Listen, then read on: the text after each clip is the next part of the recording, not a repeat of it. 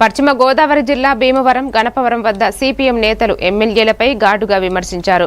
జిల్లా కార్యదర్శి జేఎన్వి గోపాలన్ పాదయాత్రలో స్థానికులు దోమల సమస్యతో ఇబ్బంది పడుతున్నారని, ప్రభుత్వం ఈ సమస్యను పరిష్కరించలేదని తెలిపారు.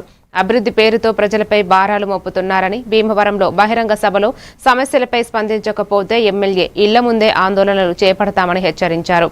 ఏలూరు జిల్లా కార్యదర్శి రవి చట్టసభల్లో ప్రజల సమస్యల కంటే ఎమ్మెల్యేల కూపన్లే ప్రధాన అంశమని పేర్కొన్నారు.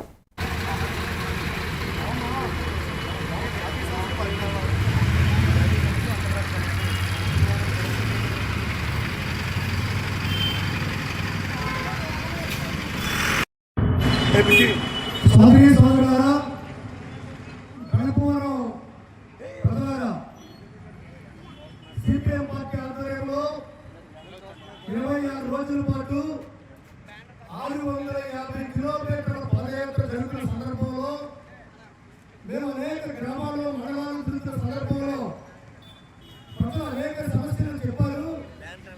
మంచిని చెప్పారు, ఇళ్ల స్థలం చెప్పారు, ఇళ్ల పట్టాలు చెప్పారు, పెన్షన్లు చెప్పారు.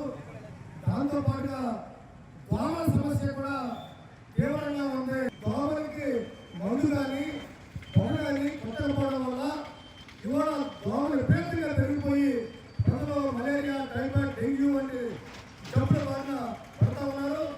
కాబట్టి కనీసం దోమలైనా ప్రభుత్వం నివారించాలి. మీరు అసెంబ్లీలో చర్చించండి. దోమలతో మీరు అసెంబ్లీలో చేస్తున్నాం. దోమల అరికట్టడం కోసం కూడా రాబోయే కాలంలో ప్రజలను ఐక్యం చేసి పెద్ద ఎత్తున